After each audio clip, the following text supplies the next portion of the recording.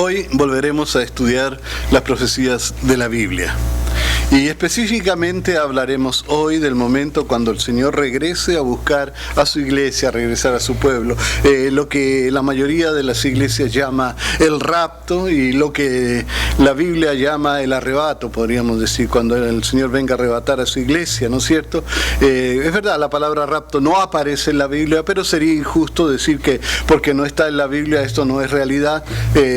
Tampoco aparece la palabra Trinidad y sin embargo creemos en la Trinidad.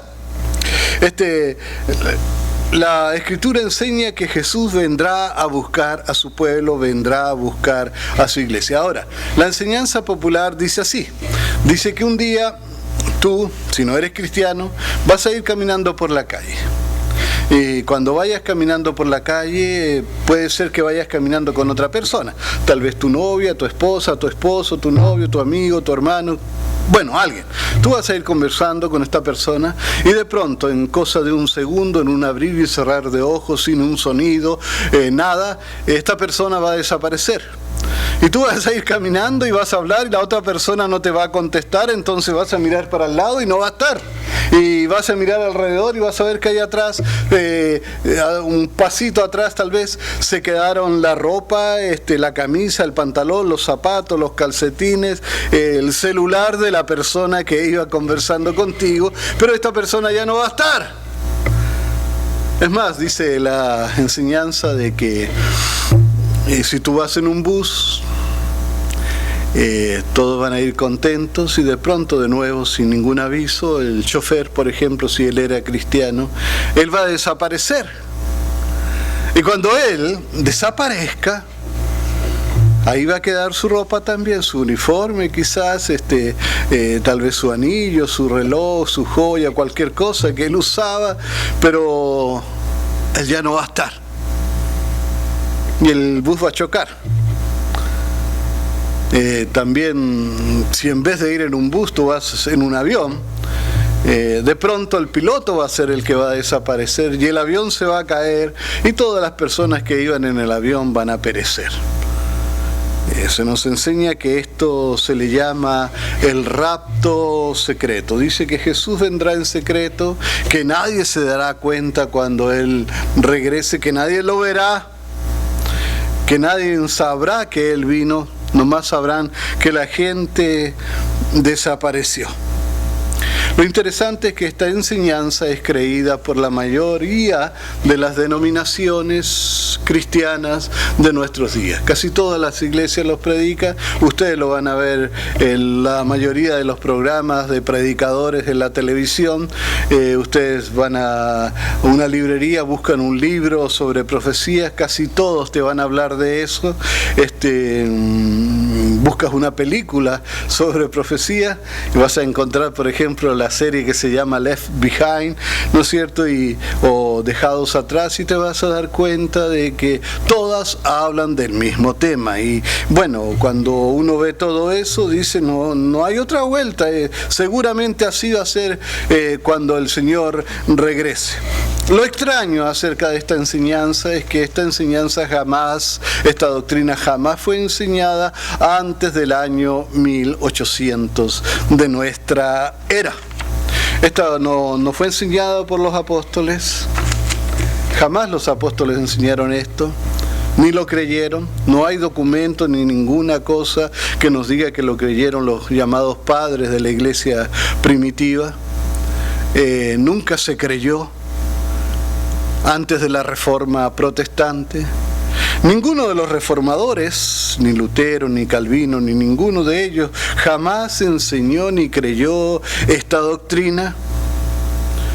No lo creyeron tampoco en la Iglesia Católica, jamás fue creído. Esta doctrina realmente comenzó a enseñarse alrededor del año 1830. Y la historia de esta doctrina entre los hermanos que hablan inglés es que todo comenzó con una señorita que se llamó Margaret MacDonald. Y ella en el año 1830 se cuenta que recibió una visión. en su visión, ella vio que Jesús, que cuando Él venga, será visible solamente para su pueblo, para la iglesia, pero será invisible para el mundo. También vio que Jesús regresaría en 2 fases. La primera para recoger a la iglesia antes de la tribulación, antes de la aparición del anticristo, y la otra para traer el castigo al mundo malo. Antes de esto, sin embargo, el pastor Edward Irving, que había sido pastor de Margaret, en el año 1825, había publicado en inglés una traducción del sacerdote jesuita chileno Rabí Ben Ezra, que enseñaba esta doctrina ya. Este libro del sacerdote Ben Ezra había sido escrito en el año 1812. El libro se llamaba La venida del Mesías en gloria y majestad. Realmente esta doctrina tiene un origen católico, jesuita. Después él había leído, el pastor Erwin, este libro, y después también de ver la visión de esta hermana, aceptó lo que se enseñaba y comenzó a enseñarlo en conferencias públicas. Él hizo unas conferencias proféticas, las hizo en Dublín, allá en Irlanda, en ese mismo año, y se calcula que alrededor de 10.000 personas escucharon su enseñanza.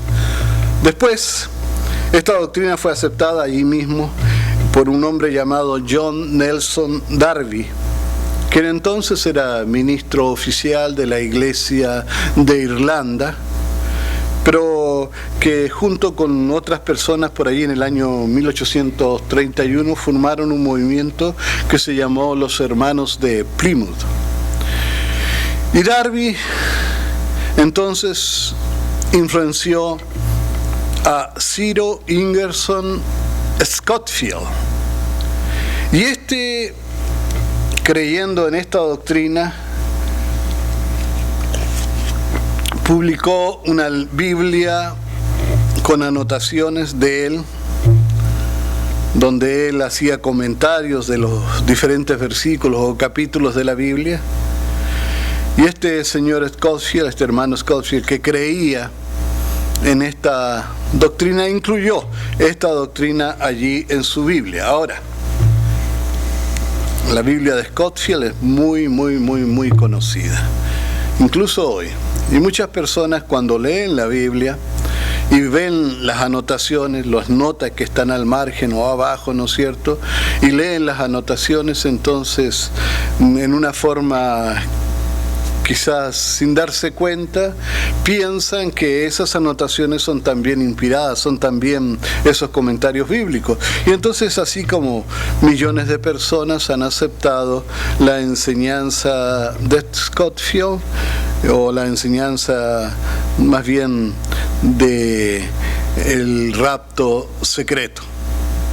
Darby y Scottfield influenciaron también a D.L. Moody. En ese tiempo las Asambleas de Dios eran pequeñas, no era una gran organización como lo es hoy. Hoy es la denominación más grande del mundo, pero en ese tiempo era pequeño, ellos no tenían una imprenta, y este señor Moody le vendía cuadernillos de escuela dominical a las Asambleas de Dios, y de esta forma esta doctrina también influyó a esta denominación.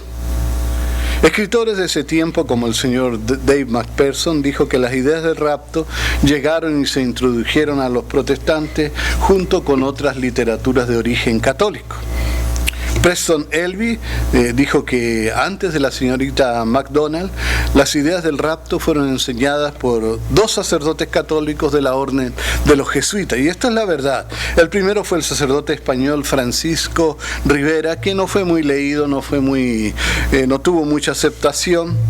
El segundo fue más aceptado, también un sacerdote católico jesuita, el chileno, que se llamaba realmente Emanuel Lacunza, y que se hizo llamar Rabí Josafat Ben Henry, y el cual en 1812 publicó el libro La venida del Mesías en gloria y majestad. El pastor Irving, en el año 1825, como dije, publicó el libro de Ben Ezra, pero en inglés. Lo interesante es que antes de eso, casi todos los protestantes creían que el anticristo era el Papa. Pero la enseñanza de estos jesuitas hizo creer que el Apocalipsis es algo que se cumplirá en el futuro. De hecho, junto con la doctrina del rapto, comenzó otra doctrina que es la de la dispensacionalismo. Los dispensacionalistas creen en 7 dispensaciones y cada una de esas dispensaciones tiene un mensaje diferente para salvarse. Podríamos decir un evangelio diferente, ¿no es cierto? Diferentes reglas, diferentes leyes para encontrar la salvación. Y han enseñado muchas cosas, dividen la Biblia, la parten, ¿no es cierto? Y es así como han llegado también y han aceptado, y ellos predican esta enseñanza del rapto secreto.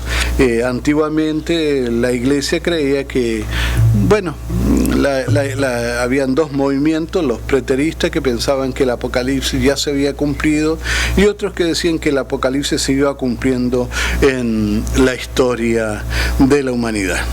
Como dije, la enseñanza de estos jesuitas cambió todo, y hoy esto es lo que se enseña en los púlpitos, es lo que se enseña en las iglesias, lo que se enseña en las películas y en los libros. Pero veremos en este momento qué es lo que nos enseña la Biblia. Primero le preguntaremos a la Biblia una cosa. Le vamos a preguntar a la Biblia que si la Biblia enseña en alguna parte que la venida de Jesús será en secreto. Y pregunto, basándome nada más, sin leer la Biblia todavía, basándome simplemente en lo mismo que enseñan los dispensacionalistas, los que enseñan los hermanos que creen en el rapto, les quiero decir una cosa: creer en el rapto o no creer en el rapto no salva a nadie ni pierde a nadie, pero es importante saber lo que la Biblia dice. Ahora, basándome solamente en lo que ellos dicen, yo me pregunto, ¿podría ser esto en secreto? Fíjese que esta semana nomás se cayó un avión en Egipto. ¿Cuántos de ustedes sabían que se cayó un avión en Egipto? Todos sabían. Hay un choque en Europa y todos lo sabemos acá. Alguien asesina a una persona en Nueva York y aquí sabemos las noticias. ¿Ustedes creen que iba a ser posible que todo esto fuera secreto cuando van a haber miles de buses que van a chocar, cientos de aviones que se van a caer, millones de personas que van a desaparecer? Imposible que sean secretos. Pero bueno, no importa, vamos a dejar a un lado nuestra forma de pensar, ¿verdad? Y vamos a ir a la Escritura y vamos a ver qué es lo que la Biblia nos dice en cuanto a esta enseñanza del rapto secreto. Lo primero que vamos a leer está en Primera de Tesalonicenses, capítulo 4, versos 15 al 18. Hoy yo sé que no vamos a poder contestar las objeciones que presenten aquellos que creen en esta doctrina, así que en próxima oportunidad, más adelante, tal vez la próxima semana, vamos a dedicarnos a eso, a ver las razones por qué ellos creen eso y cómo responder, o qué es lo que la Biblia responde a lo que ellos dicen, ¿no es cierto? Primera de Tesalonicenses 4, versos 15 al 18. Vamos hoy solamente a presentar lo que la Biblia dice. Por lo cual os decimos esto en palabra del Señor, que nosotros que vivimos, que habremos quedado hasta la venida del Señor, no precederemos a los que durmieron. No hay duda, está hablando de la venida del Señor, ¿no es cierto? Porque el Señor mismo, y escuchen esto, con voz de mando. Segundo, con voz de arcángel. Y enseguida, y con trompeta de Dios, descenderá del cielo, y los muertos en Cristo resucitarán primero. Luego nosotros, los que vivimos, los que hayamos quedado, seremos arrebatados juntamente con ellos en las nubes para recibir al Señor en el aire, y así estaremos siempre con el Señor. Por tanto, alentados los unos a los otros con estas palabras. En primer lugar, no hay duda, se está refiriendo al momento en que el Señor va a regresar a la tierra, y es el momento exacto en que los muertos van a resucitar. Y una cosa, los muertos van a resucitar con cuerpo. El Señor va a resucitar los cuerpos y los cuerpos se ven. Cuando Jesús resucitó con ese cuerpo glorificado que Él tenía, los discípulos lo vieron, y cuando se fue al cielo, los ángeles le dijeron: asimismo como lo habéis visto ir, asimismo también lo veréis regresar. ¿Se imaginan ustedes millones de muertos resucitando y yendo a encontrarse con el Señor, y todo esto que ocurra en secreto? No tenemos duda, está hablando del arrebatamiento. Dice: seremos arrebatados juntamente con ellos en las nubes para recibir al Señor. Y hay tres palabras que yo subrayé en este versículo con amarillo, porque quise que quedara claro, que llamara la atención. Las palabras son: dice que Él vendrá con voz de mando, con voz de arcángel, con trompeta de Dios. Mis hermanos, esto es imposible que ocurra en secreto o en silencio. Es imposible. La voz del Señor es tan poderosa que los muertos serán resucitados. Los muertos lo van a escuchar, con mayor razón los vivos. ¿Y quiere saber usted cómo se escucha la voz de Dios? ¿Cómo se escucha la trompeta del Señor? ¿Quiere tener una idea de cómo será esto? Vamos a ir a leer en Éxodo capítulo 20, el verso 1, y después los versos 18 y el 19. Escuche bien, es allí cuando el Señor les está hablando los 10 mandamientos al pueblo de Israel. Y dice: y habló Dios todas estas palabras diciendo. Es Dios el que está hablando. Mire lo que pasa en el verso 18. Todo el pueblo observaba el estruendo y los relámpagos y el sonido de la bocina y el monte que humeaba. Y viéndolo el pueblo, estaban tranquilos. No, dice que temblaron y se pusieron de lejos. Y tuvieron tanto miedo al escuchar la voz del Señor, que en el verso 19 le dijeron a Moisés: habla tú con nosotros y nosotros oiremos, pero no hable Dios con nosotros para que no muramos. Tengo que decir, hermano, que aquellos que enseñan la doctrina del rapto secreto no tienen idea de lo que es la voz de Dios. Es una voz poderosa, estruendosa, que hará temblar a la gente. Solo su voz, solo su trompeta causarán terror. No hay nadie que pueda decir que su voz no se escuchará, porque hasta los muertos escucharán la voz del Señor. Hasta los sordos los escucharán. Decir que el arrebatamiento sea en secreto, tengo que decirlo y lo vamos a demostrar con muchos otros versículos, es 100% antibíblico. Quiero tocar otra pregunta.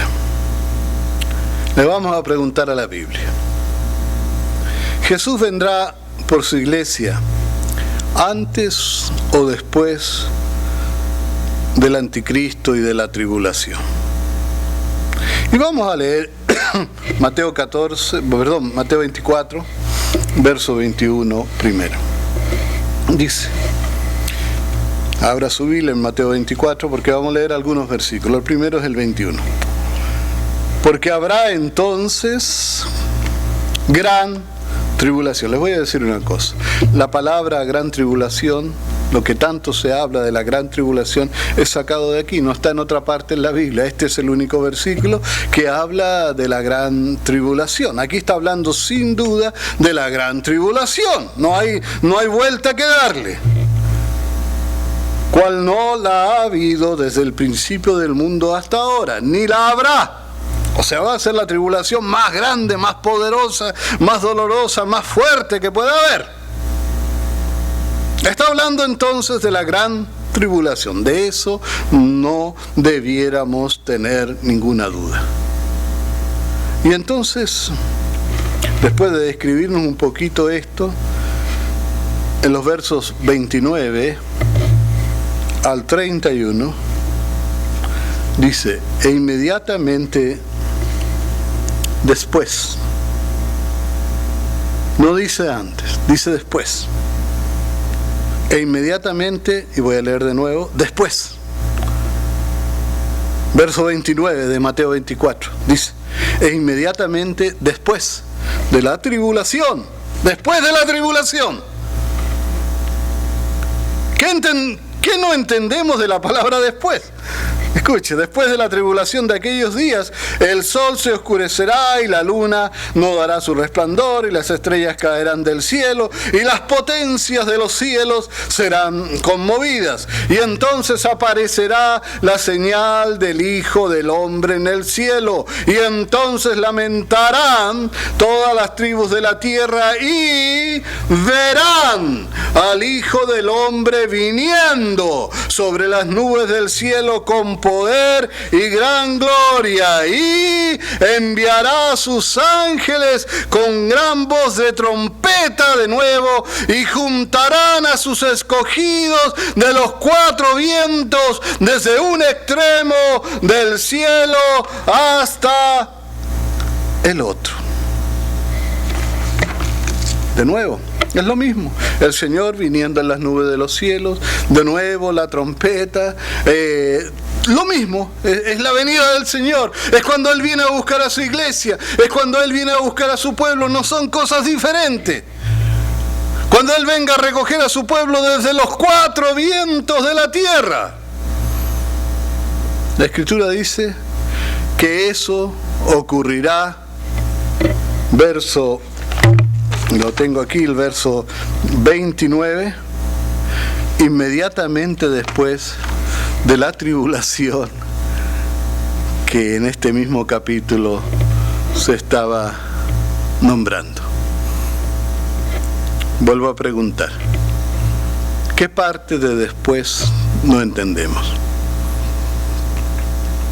Hay una teoría ahora, algunos enseñan que Mateo era solo para los judíos, que Marcos era para los gentiles, creo, que Lucas era para los griegos y me parece que Juan para los romanos. Pero eso no está en la Biblia nunca dice que esto es así. Ellos dicen que esto no se refiere a nosotros porque Mateo es para los judíos. ¿Y de dónde sacaron eso? Ahí dice todas las tribus de la tierra. Y hermanos, ¿cómo no se van a lamentar? Estarán aterrorizados porque estarán escuchando la voz de Dios, allí dice. ¿Y cómo no se van a lamentar como cuando vean, ¿no es cierto?, al Señor regresando? ¿Y cómo va a ser secreta la venida del Señor? Si antes se va a oscurecer el sol, la luna va a dejar de dar su resplandor, las estrellas caerán de los cielos. Me imagino una tremenda lluvia tal vez de meteoritos increíble que va a ser algo que va a conmover a todo el mundo.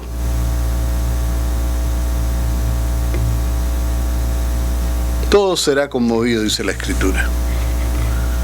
¿Y cómo no se van a lamentar si verán al Señor cuando venga por su iglesia en las nubes de los cielos? Yo sé, Tim LaHaye y las películas Left Behind y todo eso nos han enseñado, nos han dicho, y la mayoría de las iglesias lo dice, que el Señor vendrá antes de la tribulación, que el Señor ama demasiado a la iglesia como para que sufra tribulación. Pero no es lo que la Biblia dice. La Biblia dice que el Señor regresará después de la tribulación. Así lo dice con las mismas palabras. Exactamente. No estoy inventando nada nuevo. Habría que torcer la Escritura para darle otro sentido a lo que allí está escrito. Fíjese qué interesante que Apocalipsis 1:7, hablando de esto, dice: y he aquí Él viene de nuevo con las nubes. Es lo mismo, viene con las nubes, y dice: y todo ojo le verá, y los que la traspasaron, y todos los linajes de la tierra, de nuevo, las tribus de la tierra, los linajes de la tierra, todos harán lamentación por Él. Sí, amén. ¿Y qué significa lamentarán?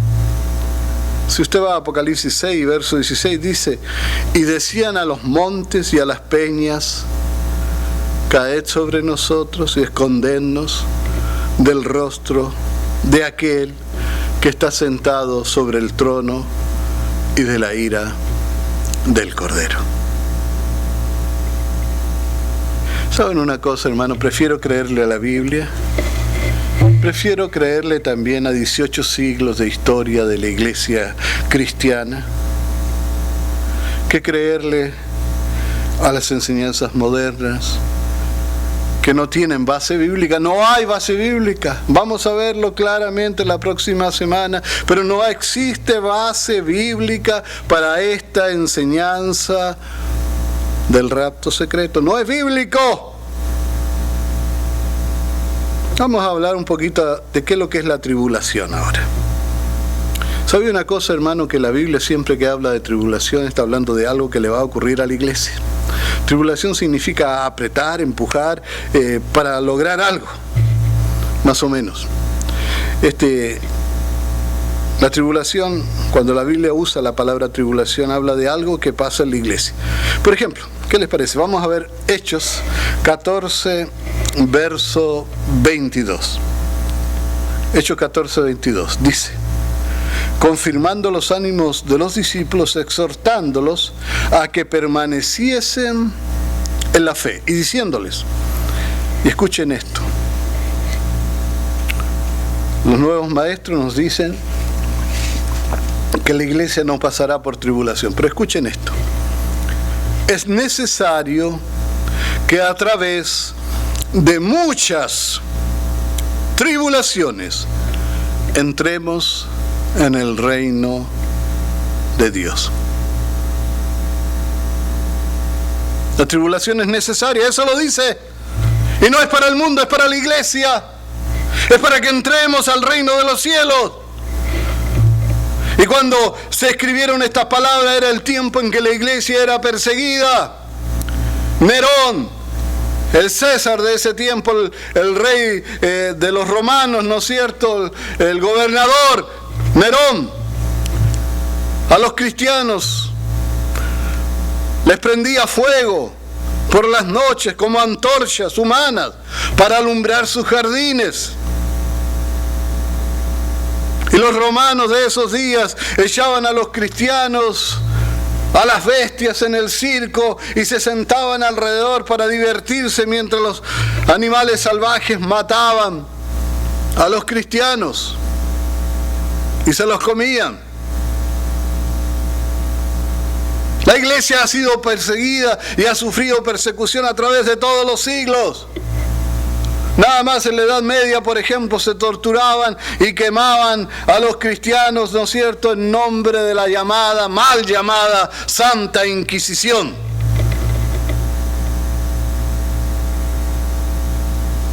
Hoy, en los países musulmanes, a los cristianos les cortan la cabeza.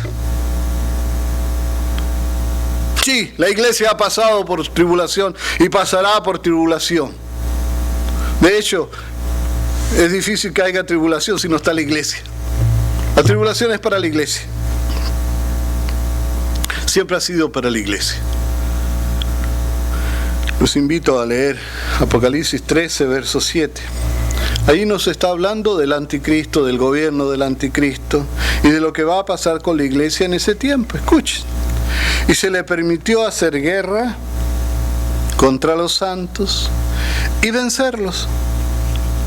Y también se le dio autoridad sobre toda tribu, lengua y nación. ¿A quién estaba combatiendo el anticristo? A los santos. ¿Contra quién estaba haciendo guerra? Contra la iglesia. El diablo no tiene nadie más con quien hacer guerra sino contra la iglesia. La verdadera tribulación será contra la iglesia. Mateo 24:9 dice: y entonces os entregarán a tribulación y os matarán y seréis aborrecidos de toda la gente por causa de mi nombre.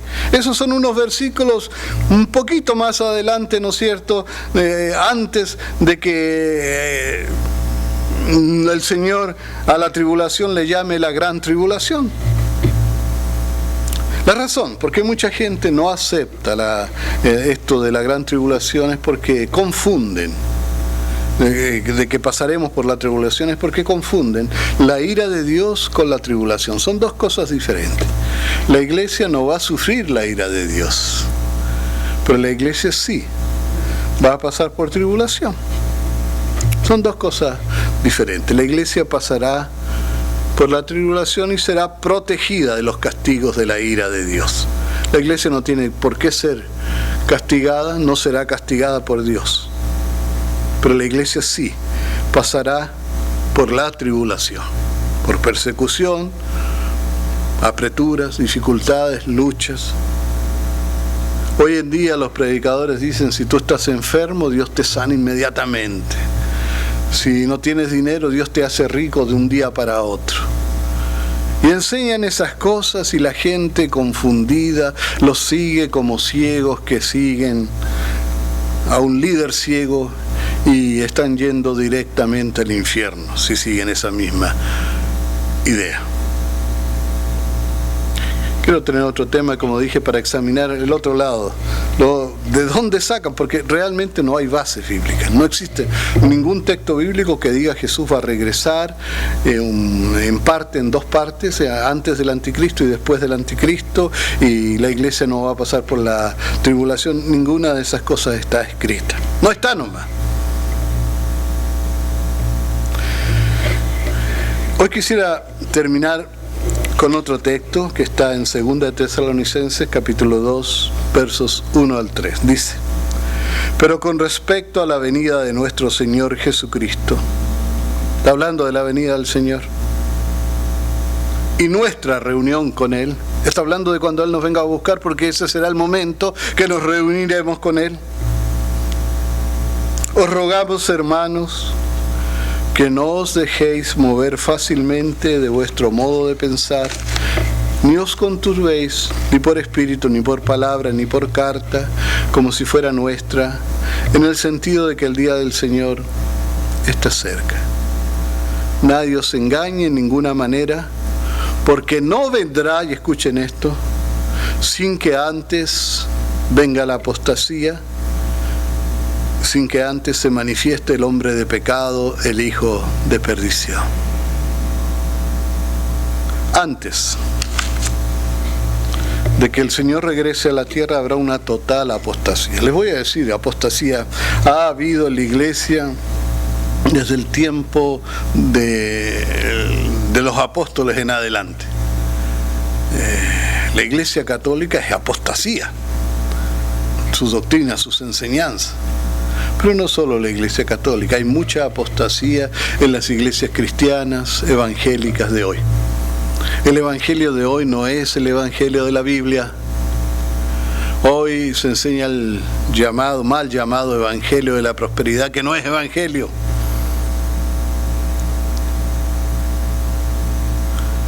Y les voy a decir, en este caso, él nos está hablando, el texto del Pablo nos está hablando de nuestra reunión con el Señor Jesucristo. Está hablando del arrebatamiento de la iglesia. Está hablando de la apostasía y está hablando también del anticristo, que tiene que manifestarse primero. Antes de que el Señor regrese, se manifestará el anticristo en todo su poder. A veces decimos mal las cosas, reconozco que yo he fallado a veces, Yo digo, ya viene el Señor, ya viene el Señor. Bueno, sí, el Señor ya viene. Pero lo que he querido decir, y pido perdón si se me interpretó mal, lo que he querido decir es que ya viene lo que tiene que pasar para que venga Jesús. Porque las cosas finales serán rápidas, serán muy rápidas, pasará rápido. Pero el Señor no vendrá antes de que se cumplan algunas profecías. Y el Señor no vendrá, está escrito, antes de que el anticristo sea manifestado.